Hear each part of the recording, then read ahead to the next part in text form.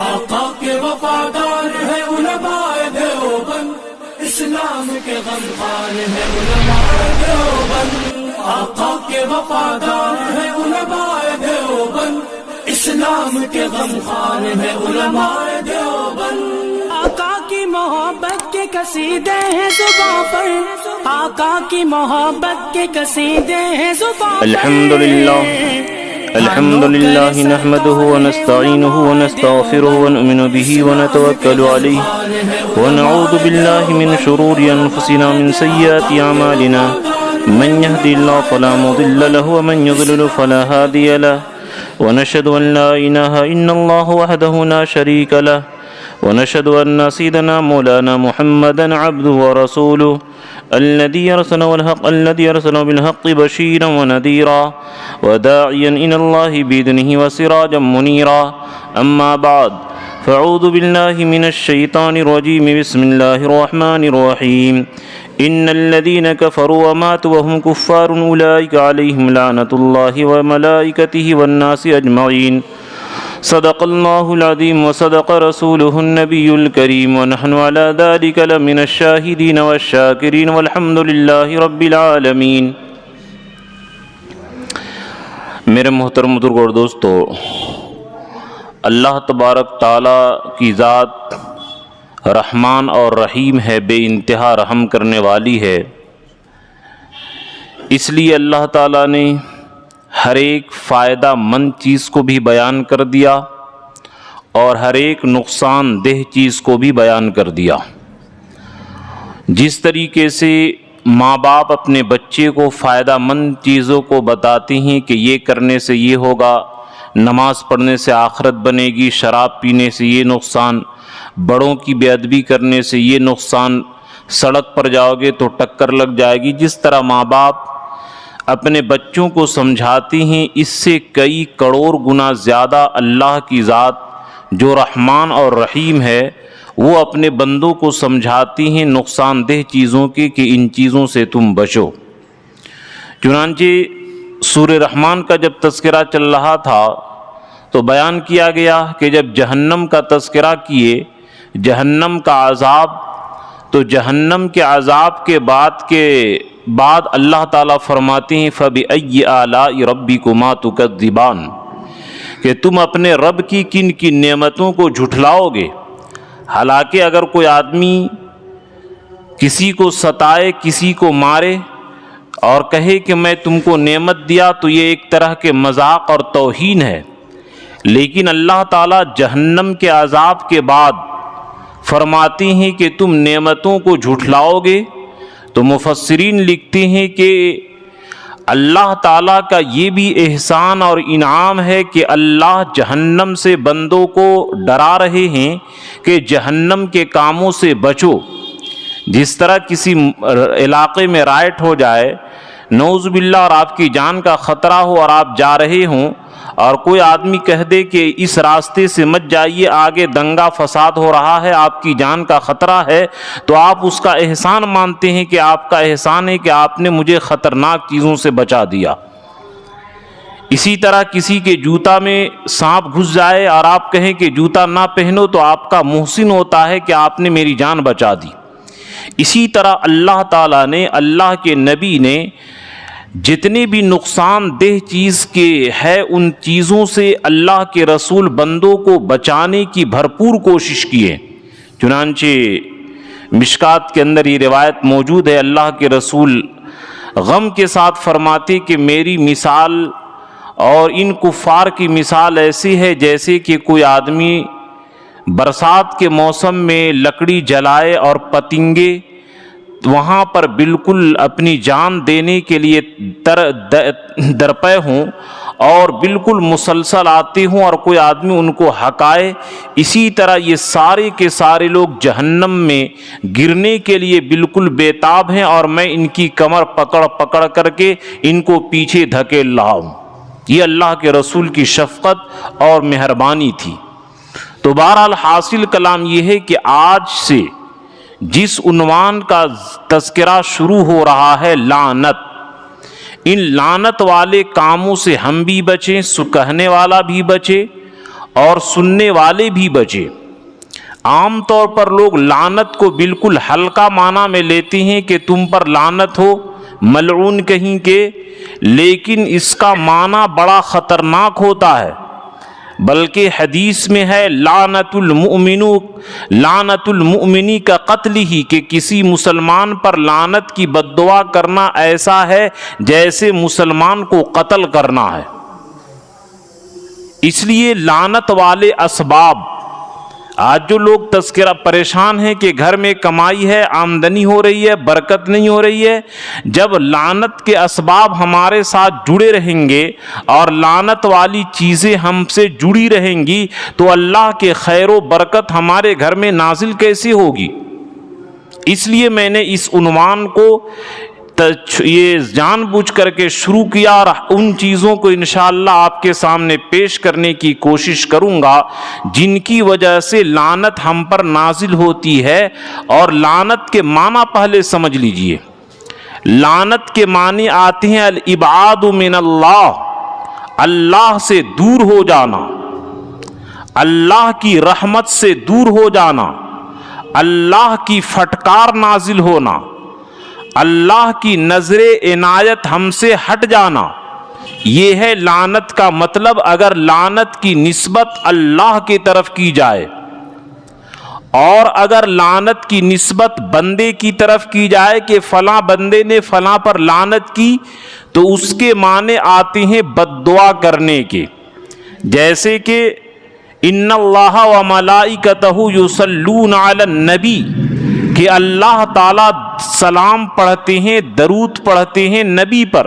تو کیا ہمارے جیسا اللہ تعالیٰ درود پڑھتے ہیں؟ نہیں، بلکہ درود کی نسبت اللہ کی طرف کی جائے تو اس کے معنی ہوتا ہے اللہ کی رحمت برستی ہے، اور بندے کی طرف نسبت کی جائے تو اس کے معنی ہوتے ہیں کہ اللہ سے خیر طلب کرنا، بھلائی طلب کرنا، کہ اے اللہ اپنے نبی پر آپ رحمت بھیجیے۔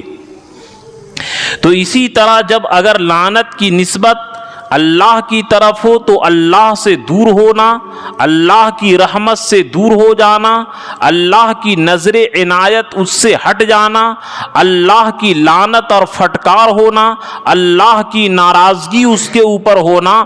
اب سوچئے کہ اگر جس آدمی پر لعنت ہو وہ آدمی ترقی کر سکتا ہے؟ ہرگز ترقی نہیں کر سکتا ہے، نہ دین میں اور نہ دنیا میں، کسی جگہ وہ ترقی نہیں کر سکتا ہے۔ اس لیے لعنت کے اسباب سے ہم لوگ بچیں، اور لعنت کرنے سے اللہ کے نبی صلی اللہ علیہ وسلم منع کیے ہیں۔ لعنت ایک طرح کی گالی ہے، مسلمانوں کے اوپر لعنت بھیجنا ناجائز ہے۔ چنانچہ بخاری کے یہ ترمذی کے اندر روایت ہے لا تلعنوا بلعنت اللہ ولا بغضبہ ولا بالنار، کہ کسی مسلمان کو یہ مت کہو کہ اللہ کی تم پر لعنت ہو، تمہارے اوپر جہنم کی لعنت ہو، تمہارے اوپر اللہ کے غضب اور غصے کی لعنت ہو۔ اس طریقے سے کبھی بھی مسلمان کو بد دعا مت کرو۔ اور بخاری کے اندر یہ روایت موجود ہے لعنت المؤمنی کا قتل ہی، کہ مسلمان پر لعنت کرنا ایسا بڑا جرم ہے جیسے کہ مسلمان کو قتل کرنا ہے۔ اس لیے اس سے یہ مسئلہ ثابت ہو گیا کہ جو مسلمان ہو اور اس کا ایماندار ہونا، ایمان والا بالکل متحقق کنفرم ہو، ایسے مسلمان پر لعنت کرنا ناجائز اور حرام ہے۔ مسلمان پر لعنت بھیجنا جائز نہیں ہے۔ اگر غلط طریقے سے کوئی آدمی مسلمان پر لعنت بھیجتا ہے تو وہ لعنت خود اس بد دعا کرنے والے پر لوٹ جاتی ہے۔ یعنی جو لعنت کی بد دعا کرے وہ آدمی خود اللہ کی رحمت سے، اللہ کی برکت سے، اللہ کی نظر عنایت سے دور ہو جاتا ہے، اور اللہ کی لعنت، اللہ کا پھٹکار، اللہ کا غضب، اللہ کا غصہ اس کے اوپر نازل ہوتا ہے۔ مسلم شریف کے اندر بھی روایت موجود ہے لا ينبغي لصدیق ان يكون لعانا، کہ جو آدمی سچ بولنے والا ہو وہ آدمی لعنت کرے، مسلمان کو گالی دے، یہ جائز نہیں ہے۔ تو میرے دوستو، مسلمان کی صفت بیان کی گئی ہے، لیس المؤمن بالطعان ولا اللعان ولا الفاحش ولا البذی، کہ مسلمان نہ تو لعنت کرنے والا ہوتا ہے، نہ تانا دینے والا ہوتا ہے کہ نعوذ باللہ کسی کی آنکھ خراب ہے تو او کانا او لنگڑا، اس طریقے سے تانا بھی نہیں دیتا ہے، اور نہ گندی بات کرنے والا ہوتا ہے، اور نہ بد زبان ہوتا ہے۔ اگر کسی آدمی کے اندر دیکھیے کہ لعنت بھی کرتا ہے، گندی بات بھی کرتا ہے، گالی گلوچ بھی کرتا ہے، بد زبان بھی ہے، منہ کا فوہڑ بھی ہے، منہ پھٹ بھی ہے، تو یاد رکھیے کہ اس کے اندر ایمان کی ابھی کمی ہے۔ جتنا ایمان اندر سے صحیح ہوگا اتنا آدمی کے زبان کے اندر اچھی بات آئے گی۔ چنانچہ حضور صلی اللہ علیہ وسلم کی جو صفات بیان کیے گئے ہیں، وَيَتَغَافَلُ عَمَّا لَا يَشْتَهِي، کہ حضور صلی اللہ علیہ وسلم جن چیزوں کو ناگوار سمجھتے تھے ان کا زبان پر تذکرہ نہیں لاتے تھے۔ وَمَا كَانَ رسول اللہ صلی اللہ علیہ وسلم فاحشا ولا متفحشا، کہ نہ خود بخود آٹومیٹک اللہ کے رسول گندی بات بولتے تھے اور نہ جان بوجھ کر کے بولتے تھے۔ تو یہ مسلمانوں کی صفت ہے۔ اور یاد رکھیے کہ جو آدمی کسی مسلمان پر لعنت بھیجے، کسی مسلمان کو لعن تان کرے، تو اس کا نقصان کیا ہے؟ چنانچہ حدیث شریف کے اندر یہ موجود ہے، لا یقول اللعانون شفعاء ولا شہداء یوم القیامہ او کما قال، کہ جو آدمی دنیا میں لعنت کرتا ہے، دنیا میں کسی مسلمان کو بد دعا دیتا ہے کہ اللہ کی لعنت ہو تم پر، تو ایسا بد دعا دینے والا قیامت کے دن کسی مسلمان کی سفارش نہیں کر سکتا ہے۔ اس سے پتہ چلا کہ چاہے مولانا صاحب ہوں یا مفتی صاحب ہو یا حافظ صاحب ہوں یا جو صاحب ہوں، اگر وہ مولانا صاحب مفتی صاحب ہو کر کے بھی مسلمان کو گالی دیتا ہے، لعن تان کرتا ہے کہ ملعون مردود، ہمیشہ گالی دیتا ہے اگر کسی مسلمان کو، تو قیامت کے دن جو سفارش کرنے کا اللہ تعالیٰ ایک پاور دیں گے اور عزت کا مقام دیں گے، وہ مقام اس لعن تان کرنے کی وجہ سے چھین لیں گے۔ سوچئے کہ کتنا بڑا نقصان ہے یہ آخرت کا اور دنیا کا نقصان۔ والا شہداء، یعنی ایک مطلب تو یہ ہے کہ اس کی گواہی قبول نہیں کی جائے گی، یعنی جو آدمی منہ پھٹ ہو، ہمیشہ لعن تان کرتا ہو، بس زبانی کرتا ہو، مسلمانوں کے اوپر لعنت کرتا ہو، ایسے آدمی کی گواہی قبول نہیں کی جائے گی۔ یہ مسلمانوں کے اللہ کی رحمت سے دوری کی بد دعا کرتا ہے، تو یہ مسلمان کے حق میں کیسے گواہی دے سکتا ہے؟ دوسرا مطلب یہ ہے کہ قیامت کے دن جو نیک لوگ دوسرے امت کے خلاف گواہی دیں گے، اس کو گواہی دینے کی توفیق سلب کر لی جائے گی۔ تیسرا مطلب محدثین نے لکھا ہے کہ اللہ کے راستے میں یہ شہید نہیں ہو سکتا ہے۔ شہادت جو سب سے اونچا مقام ہے، اور شہادت کی وجہ سے اللہ تعالیٰ اس کو جنت میں داخل کریں گے۔ جو آدمی مسلمانوں کو لعنت کرتا ہو، بد دعا کرتا ہو، گالی کرتا ہو، منہ پھٹ ہو، ہمیشہ مسلمانوں کے ساتھ وہ بس زبانی کرتا ہو، ایسے آدمی کو اللہ تعالیٰ شہادت کی توفیق نہیں دیں گے۔ تو یاد رکھیے کہ لعنت کا نقصان آخرت کے اندر بھی ہوگا، دنیا کے اندر بھی ہوگا، بلکہ لعنت کرنے والے لوگ جہنم میں جائیں گے۔ چنانچہ یہ روایت بارہا آپ سنے ہوں گے، اللہ کے رسول عید کے دن خطبہ دیے اور عید کے دن عورتوں کو کہے کہ اے مسلمان عورتوں صدقہ کرو، اس لیے کہ اکثر عورتوں کو میں نے دیکھا کہ وہ جہنم میں پڑی ہوئی ہیں۔ یہ سن کر کے صحابیات عورت اللہ کے رسول سے فرمائے کہ اے اللہ کے رسول، کیا بات ہے کہ مسلمان عورتیں جہنم میں زیادہ پڑی ہوئی تھی؟ غور سے سنیے گا، اور آواز ماں بہنوں تک پہنچ رہی تو وہ بھی غور سے سنیں۔ اللہ کے رسول دو وجہ فرمائے کہ ان دو کام کی وجہ سے اکثر عورتیں جہنم میں پڑی ہوئی ہیں۔ ایک ہے تکسرن اللعن، کہ بات بات پر عورتوں کی عادت ہوتی ہے لعنت، کہ مردود تم پر اللہ کا غصہ ہو، تم پر اللہ کا غضب ہو، لعنت ہو، پھٹکار ہو، تمہاری یہ ہو جائے وہ ہو جائے۔ عورتوں کو لعن تان کرنے کی جو عادت ہے، ایک لعن تان کرنے کی وجہ سے اکثر عورتیں جہنم میں پڑی ہوئی ہیں۔ اور دوسری چیز فرمائے تکفرن العشیر، کہ شوہروں کی ناشکری کرتے ہیں، کہ زندگی بھر شوہر اچھا کھلائے اچھا پلائے، کبھی بھی خرچے میں تھوڑی سی تنگی آ جائے فوراً عورت کہنے لگتی ہے کہ جب سے بیاہ ہو کر کے شادی ہو کر تمہارے گھر آئی ہوں کبھی بھی ایک دن چین کی نیند نہیں لیا، کبھی بھی ایک دن بہترین کھانا نہیں کھایا، کبھی بھی ایک دن سکھی کی زندگی نہیں گزاری، جب سے میں آپ کے گھر آئی ہوں تب سے ہمیشہ تنگی اور پریشانی اور مصیبت دیکھتی ہوں۔ ان دو وجہ سے اس لیے اپنی بہن بیٹیوں کو، اپنی ماتحتوں کو سمجھائیے کہ یہ دو عادتیں اپنے اندر سے ختم کرو۔ تکسرن اللعن، لعن تان گالی گلوچ کی عادت، اور شوہر کی ناشکری کی وجہ سے اکثر عورتیں جہنم میں پڑی ہوئی ہیں۔ اس سے یہ مسئلہ ثابت ہوا کہ اگر کوئی عورت کتنا ہی نمازی کتابی حجن کیوں نہ ہو، اگر اس کے اندر یہ دو عادت ہے بد دعا دینے کی، مسلمان کو ناحق، اور اسی طریقے سے شوہر کی ناشکری اور نافرمانی کی، تو یہ کوئی مفتی فتویٰ نہیں دے رہا ہے، بلکہ اللہ کے رسول فرما رہے ہیں کہ معراج کی رات میں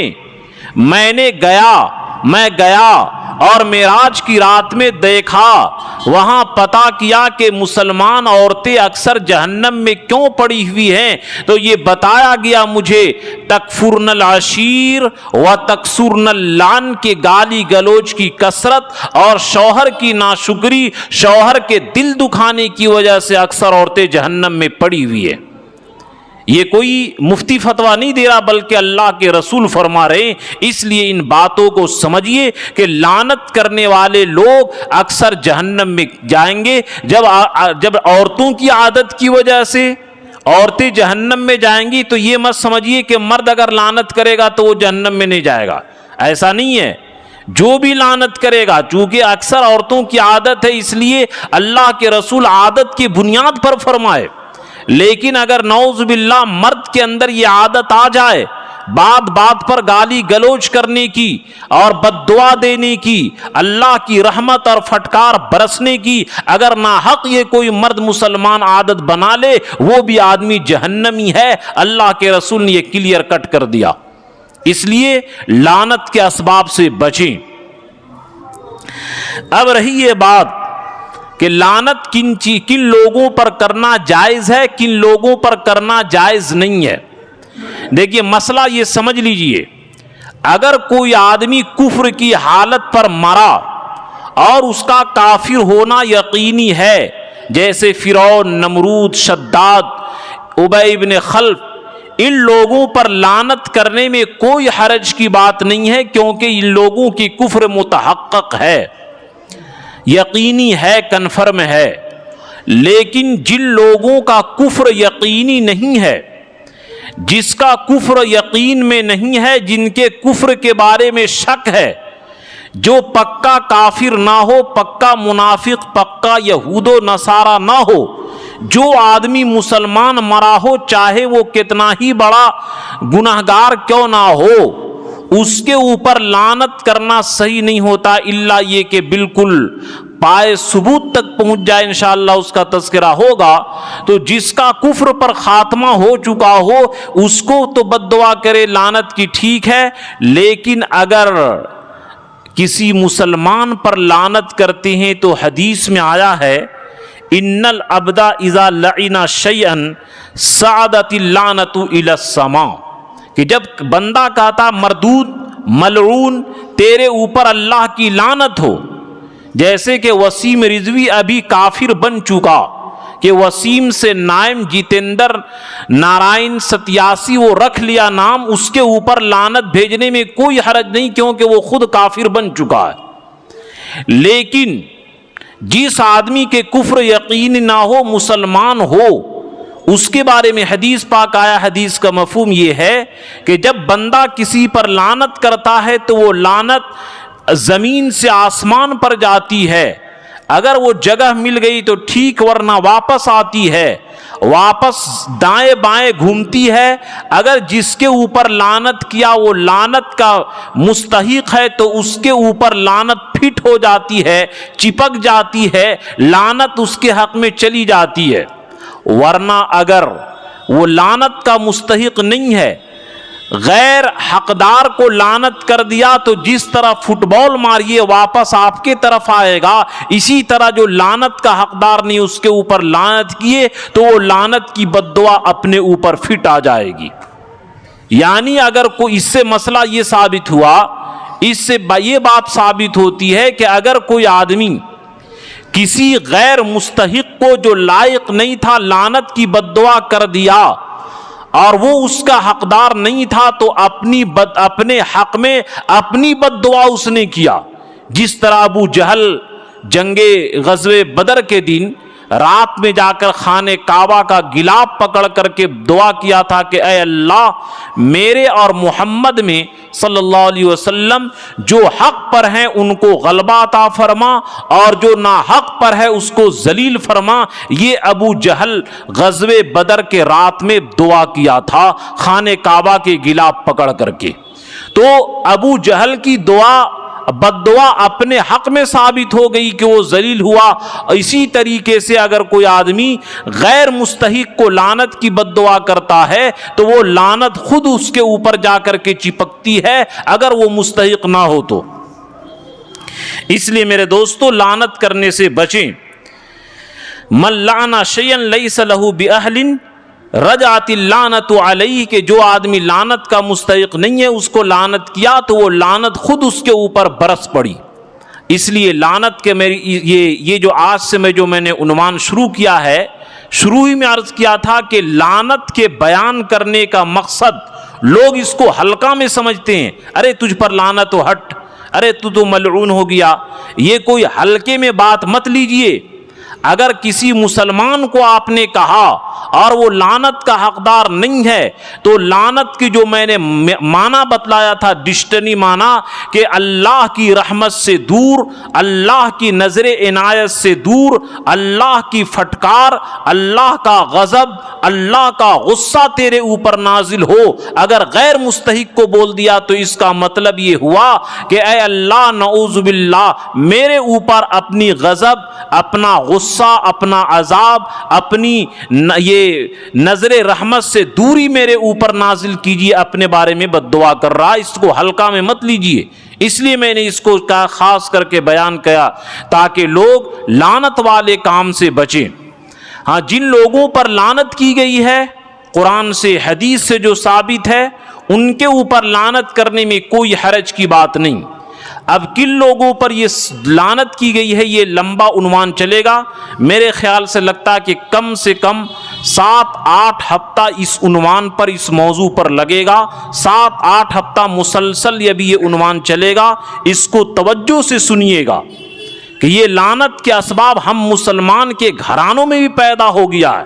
جیسے مثال کے طور پر کہ جو عورتیں بیوٹی پارلر میں جا کر کے اپنی بھویں بناتی ہیں یا اسی طرح دانت وغیرہ میں کچھ اللہ نے جو تخلیق کی ہے اس طریقے سے جو ایبرو بنواتی ہیں, ان ساری عورتوں پر یہ لعنت ہے. دھیرے دھیرے اس کا تذکرہ میں کروں گا کہ کن لوگوں پر لعنت کی گئی ہے. پہلے کفار کے اوپر لعنت کا میں تذکرہ کر رہا ہوں. چنانچہ کائنات کا سب سے بڑا ملعون, کائنات کا سب سے زیادہ لعنت جس پر برسی ہے وہ ابلیس مردود ہے. چنانچہ اللہ تعالیٰ خود فرماتے ہیں ان علیک اللعنۃ الی یوم الدین, کہ اے ابلیس تم پر قیامت تک لعنت ہو. یعنی مطلب یہ ہے کہ جس طرح آخرت کی زندگی ختم نہیں ہونے والی ہے اسی طرح ابلیس کے اوپر کبھی بھی لعنت ختم نہیں ہونے والی ہے. اگر مسلمان جیسے کہ قرآن میں ہے لعنت اللہ علی الکاذبین, کہ جو لوگ جھوٹ بولتے ہیں جھوٹے لوگوں پر اللہ کی لعنت ہو. تو اگر مسلمان ہو کر کے جھوٹ بولتا ہے تو اللہ کی لعنت اور پھٹکار ہے، لیکن یہ مسلمان جہنم کی سزا کاٹ لے گا تو اس کے اوپر لعنت ختم ہو جائے گی جنت میں جانے کے بعد. لیکن ابلیس کائنات کا ایسا ملعون شخص ہے کہ جس طریقے سے آخرت کی زندگی کا کوئی اینڈ اور انتہا نہیں ہے، اسی طریقے سے ابلیس کے اوپر ہمیشہ لعنت برسے گی، کبھی بھی اس کی انتہا نہیں ہے، کبھی بھی یہ اس کے اوپر اینڈ ہونے والا نہیں ہے. کائنات کا سب سے بڑا ملعون جو ہے وہ ابلیس لعین ہے، جس نے کائنات میں سب سے بڑا گناہ کیا اور سب سے پہلے گناہ کیا. چنانچہ آسمان پر جو سب سے پہلا گناہ ہوا ابلیس نے کیا؟ تکبر اور گھمنڈ کی وجہ سے. خلقتنی من نار وخلقتہ من طین، اے اللہ آپ نے مجھے آگ سے پیدا کیا اور آدم کو مٹی سے، میں ان کو سجدہ نہیں کر پاؤں گا. اور زمین کے اوپر جو سب سے پہلے گناہ ہوا کہ قابیل نے جو حابیل کو قتل کیا، وہ حسد کی وجہ سے، جلن کی وجہ سے اپنے بھائی کو قتل کیا. اس لیے میرے دوستو تکبر سے بھی بچنا ضروری ہے، فرض ہے، اور حسد سے بھی بچنا ضروری ہے کہ جس طریقے سے تکبر نے جو مسجود ملائکہ ابلیس تھا، اللہ نے اس کو کائنات کا سب سے بڑا ملعون بنا دیا. اور قابیل نے جو حابیل کو قتل کیا، جتنے بھی دنیا میں مرڈر ہو رہے ہیں سارے کے گناہ، اس کو اپنا قتل کا گناہ تو ہے ہی ہے، لیکن اس گناہ کی بنیاد ڈالا اس بنا پر سب قتل کا گناہ، مرڈر کا گناہ اس کے حق میں جائے گا. اس لیے حسد سے بھی بچنے کی ضرورت ہے کہ حسد کی وجہ سے بھی انسان کہاں سے کہاں تک چلا جاتا ہے. دوسرے نمبر پر جو ہے وہ شیطان. دیکھیے ابلیس کو شیطان بھی قرآن میں کہا گیا، اور الذی یوسوس فی صدور الناس من الجنۃ والناس، کہ جو انسان کے دلوں میں وسوسہ ڈالتے ہیں شیطان، صرف ابلیس کے ساتھ خاص نہیں ہے، بلکہ جتنے بھی اللہ کے راستے میں رکاوٹ ڈالنے والے، اللہ کے دین کے بارے میں جتنے بھی رخنا اندازی کرنے والے ہیں، وہ سب کے سب شیطان کے گروپ میں جائیں گے. کوئی بڑا شیطان ہے، کوئی چھوٹا شیطان ہے، یعنی جتنے بھی اللہ کے دین کے باغی اور اللہ کے دین کے دشمن ہیں، وہ لوگ بھی سارے کے سارے ان لعنت کے فہرست میں داخل ہوں گے. تیسری چیز والشجرۃ الملعونہ، جو قرآن میں تذکرہ آیا ہے، اس سے مراد جہنم کے اندر جو زقوم کا درخت ہے، زقوم کا درخت کے اوپر بھی اللہ تعالیٰ نے لعنت فرمائی ہے، اور یہ جہنمیوں کا کھانا ہوگا کہ اگر یہ زقوم ایک رائی کے دانہ کے برابر دنیا کے اندر آ جائے، پوری دنیا والوں کی زندگی کو خراب کر دے گا.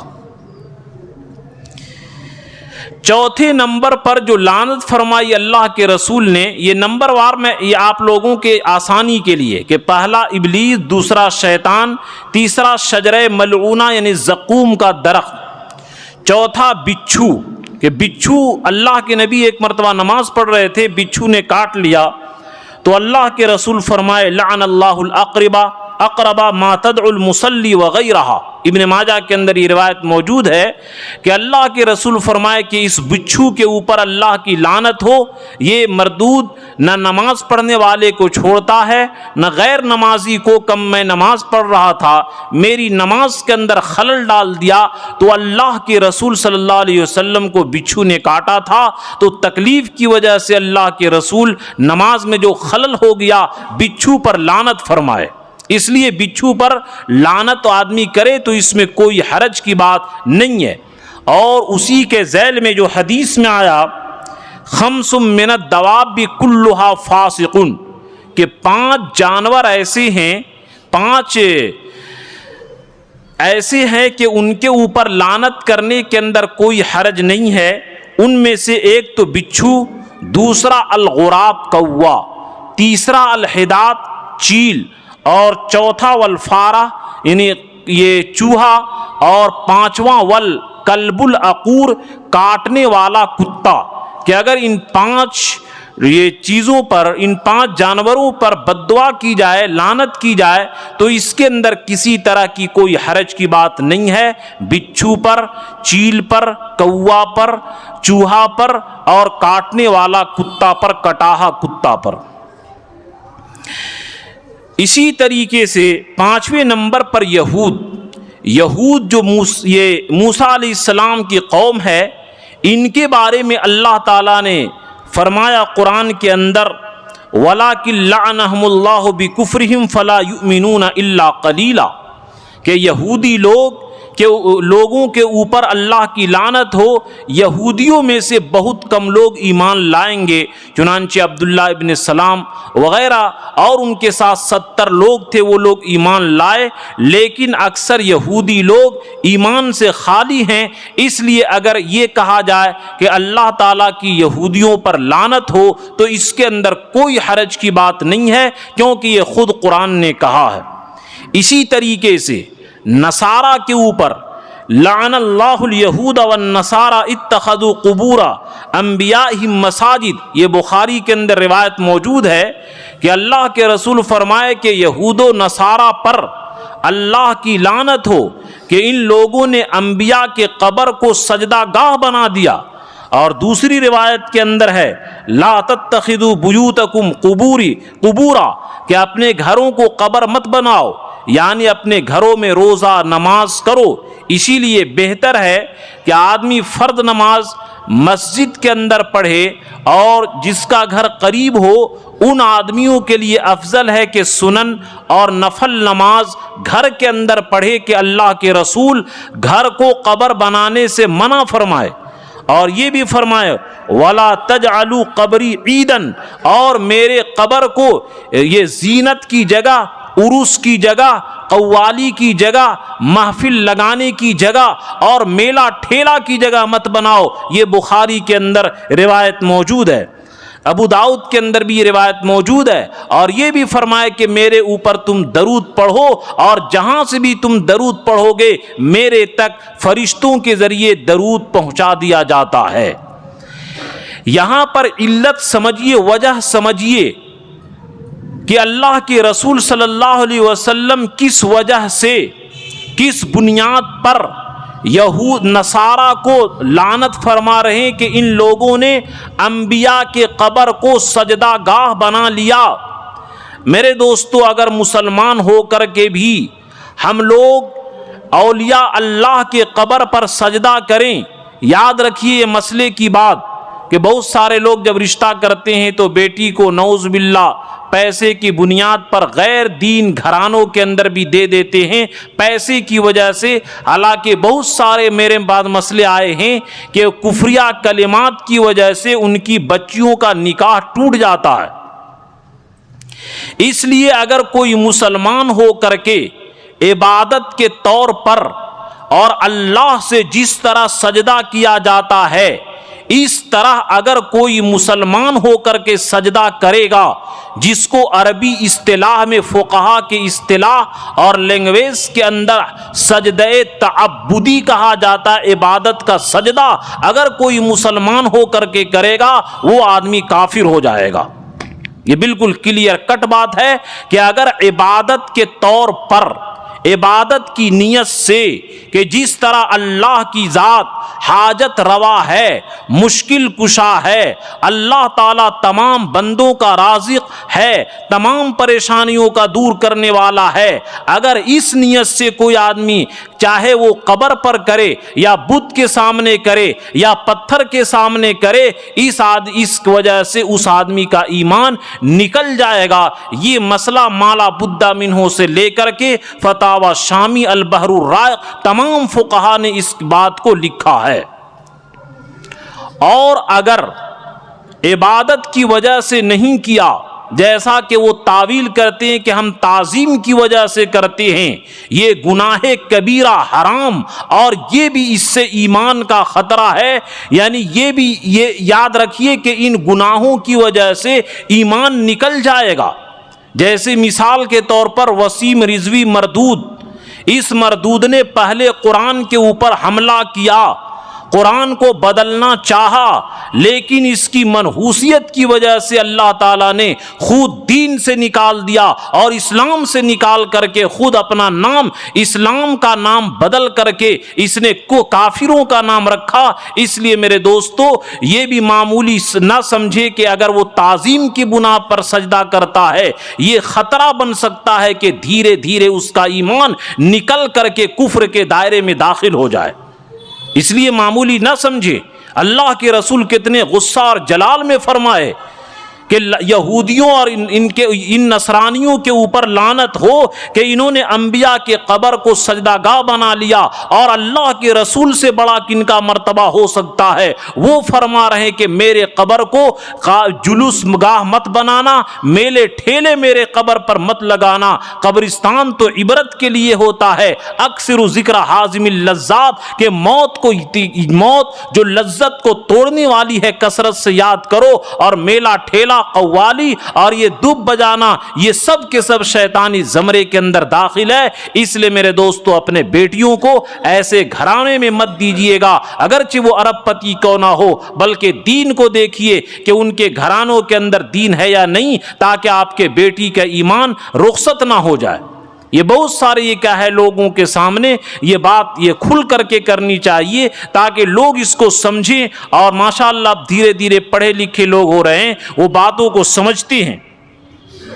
اسی طرح کفار بنی اسرائیل، لعن الذین کفروا من بنی اسرائیل کہ بنی اسرائیل کے جو کافر ہیں ان کے اوپر بھی لعنت ہے۔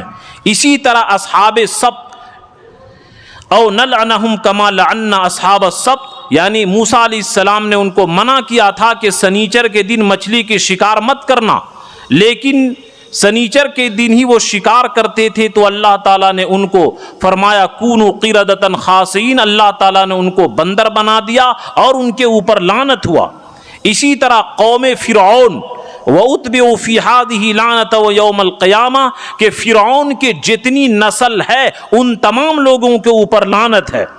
اسی طرح منافقین مدینہ اولئک الذین لعنہم اللہ کہ جتنے بھی منافقین مدینے کے اندر ہیں کہ اوپر سے مومن اندر سے کافر، تمام ایسے لوگوں کے اوپر یہ لعنت ہے۔ اسی طرح کافر لوگ ان کے بارے میں اللہ نے فرمایا ان الذین کفروا وماتوا وهم کفار اولئک علیہم لعنت اللہ وملائکتہ والناس اجمعین کہ جو لوگ کفر کی حالت میں مرے ان کے اوپر اللہ کی بھی لعنت ہو، فرشتے کی بھی لعنت ہو، اور تمام دنیا میں بسنے والے انسانوں کی لعنت ہو۔